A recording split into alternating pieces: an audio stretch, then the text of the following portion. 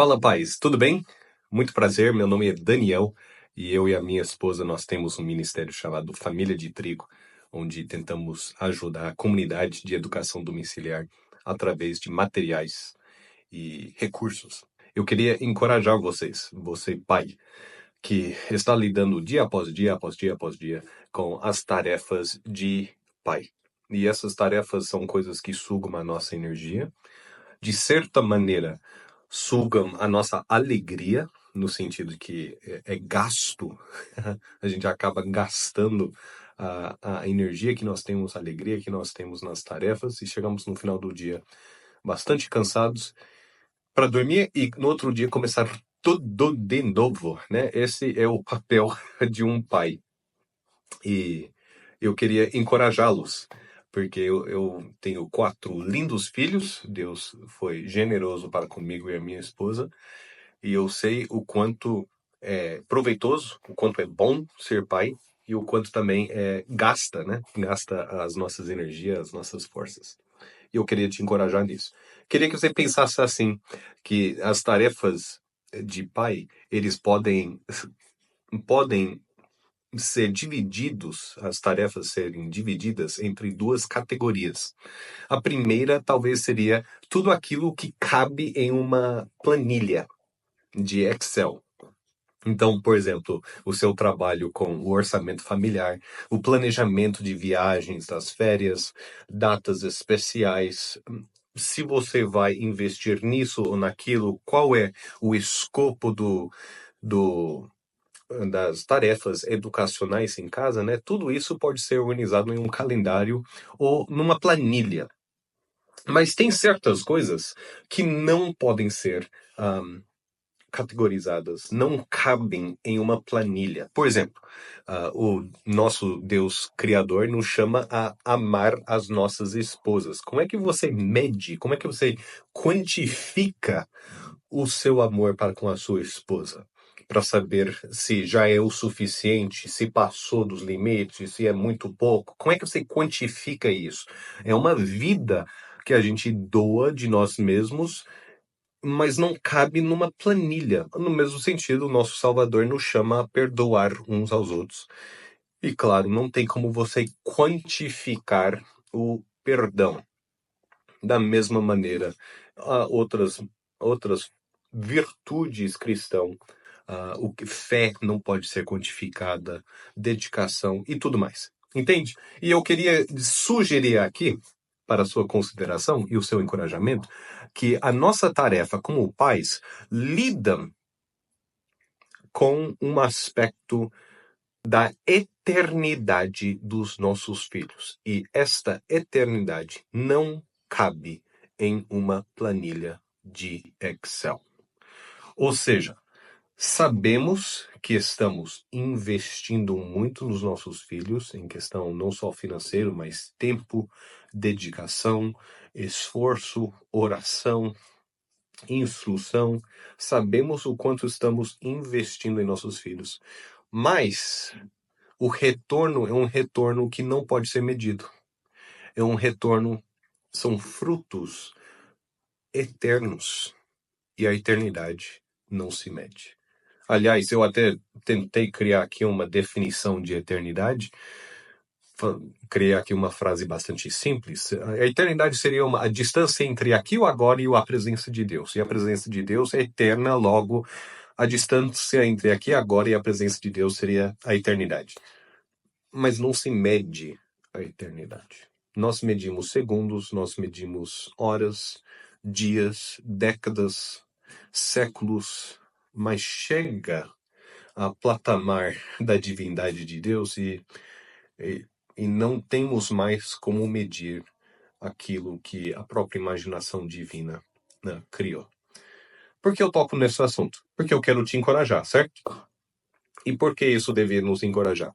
Pois bem, nós homens não gostamos de jogar tempo fora. Não estou dizendo que as nossas esposas gostam de jogar tempo fora.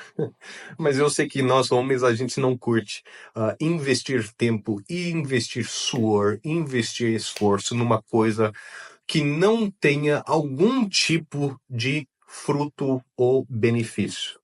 E o que eu estou sugerindo aqui para vocês, meus amigos, é que todo o esforço que nós gastamos como pai tem frutos eternos.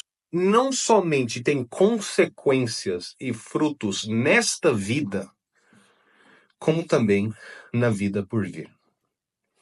Por que eu falo isso? O nosso Pai Celestial, ele é eternamente e completamente justo e perfeito. Ele é dedicado naquilo que ele faz. Ele é esforçado naquilo que ele faz. Ele persevera naquilo que ele faz. E nós espelhamos essas virtudes eternas, esses valores eternos, quando nós perseveramos, quando nós nos esforçamos, quando nós somos dedicados. Estamos ensinando os nossos filhos como é o nosso Deus. Eu li uma frase num livro, eu já me esqueci qual livro foi, mas a frase eu não esqueci. E numa primeira lida eu fiquei chocado. Mas a frase era o seguinte: crianças, era um livro sobre paternidade. E o autor dizia que as crianças não entendem Deus. Eles não têm uma ideia muito bem formada sobre um ser invisível aos nossos olhos, que criou tudo. Mas o autor dizia que criança entende de pai. Ele sabe o que é pai. Pai é aquele barbudo ali. Pai é tangível, né? Ele conhece a voz do pai, ele conhece o jeito do pai, ele conhece também os defeitos do pai, né? E o autor dizia que muitas vezes as crianças, por não entender exatamente, não ter uma noção bem formada do que é Deus, eles vão sempre pensar em Deus como sendo um papai versão gigante, um papai versão divino. E claro que nós, adultos, nós também não entendemos Deus além daquilo que ele se revela. É muito para nossas pequenas cabeças, né? Mas aquela frase daquele autor mexeu muito comigo. Porque se os meus filhos entendem Deus através da lente do que eles entendem do seu pai, puxa, então eles têm uma visão muito distorcida de quem é Deus, porque o papai, no seu melhor dia, é um vaso de barro. Eu sou feito do pó da terra, né? Somos cheios dos nossos erros, das nossas falhas, pisamos na bola, precisamos pedir desculpas, e isso o Deus Todo-Poderoso não faz. Por isso que, naquilo que nós nos esforçamos em fazer o que é certo, em ser fiel às nossas esposas, sermos amorosos para com os nossos filhos, pacientes para com os nossos filhos, generosos para com os nossos filhos, nesse aspecto, nisso nós estamos formando a visão teológica dos nossos filhos, mesmo sem sentar e ter uma conversa teológica com eles. Ou dizer, assim é Deus. Eles olhando a vida de papai, eles estão tendo um entendimento de como seria mais ou menos o Deus Pai das nossas almas. Uma baita responsabilidade isso. E claro que nós falhamos, mas nós temos a ajuda daquele que é perfeito em toda boa obra. Aquele que os pensamentos dele são mais altos que os nossos. Amigos, eu não sei o nome do avô do meu avô. Eu duvido que você conheça o nome de quem foi o pai do seu bisavô. Os nomes vão sendo esquecidos. E eu comentei isso uma vez num grupo de jovens, e os jovens eles ficaram chocados. Eu falei, alguém aqui, levanta a mão, se você sabe o nome do nome do seu vô, perdão, se você sabe o nome do vô do seu vô, ou o pai do seu bisavô. E ninguém levantou a mão, porque ninguém sabe, né? Eu falei, da mesma maneira, os filhos dos seus netos não vão lembrar de você, não vão saber da sua história, do seu nome, e eles ficaram chocados, porque, claro, a nossa geração acha que as próximas gerações vão lembrar de nós, né? A gente tem essa expectativa, né? O trabalho de pai é, de um lado, pense numa moeda. A moeda é uma só, mas ele tem dois lados. E um lado da moeda é a verdade de que o papel do pai é ser esquecido. Nós seremos esquecidos. O trabalho que você faz dia após dia após dia, daqui 50, 60 anos, não terá uma estátua na sua honra, não terá uma avenida que leva o seu nome. O seu trabalho será esquecido. Você como pessoa, a não ser através da sua família imediata, você será esquecido. Também é só uma questão de algumas décadas, 60, 80 anos, nós todos seremos esquecidos. Bom, isso é um lado da moeda. O outro lado da moeda também é verdade. Isto é, de que aquilo que nós fazemos tem consequências eternas. O nosso legado é eterno.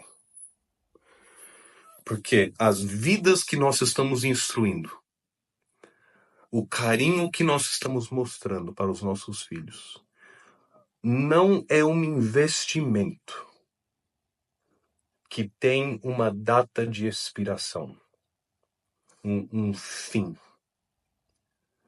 Nossos filhos são almas eternas, portanto, não há fim. Aquilo que nós ensinamos, aquilo que nós investimos, aquilo que nós gastamos, terá um retorno infinitamente maior daquilo que foi investido. Não desanime, pai. Seja fiel amanhã e o dia depois de amanhã. Não desanime se as pessoas ao seu redor não enxergam o seu esforço.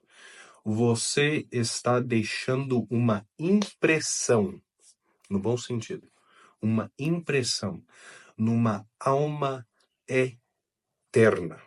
Claro que, chegando novos céus na nova terra, toda a glória será do nosso Salvador Jesus Cristo. Não será para nós. Mas nós somos um dos meios que Deus usa para guiar, para moldar almas eternas.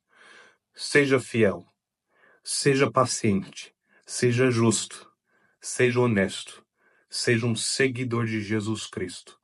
Não só para o bem da sua alma, mas porque você está formando almas eternas, os seus filhos. E que Deus te abençoe nessa tarefa. Que Deus te dê uma sensação de Deus é por nós. Ele está do meu lado. Aquele que me criou e que me chamou para essa obra. Ele está me ajudando. Ele não se esquece dos céus. Ele sabe, inclusive, quantos cabelos eu tenho na minha cabeça. Portanto, ele sabe também o meu nome. O meu nome será esquecido nesta terra, mas será eternamente lembrado por aquele que me criou. Que Deus te abençoe, meu amigo. Continua nessa obra.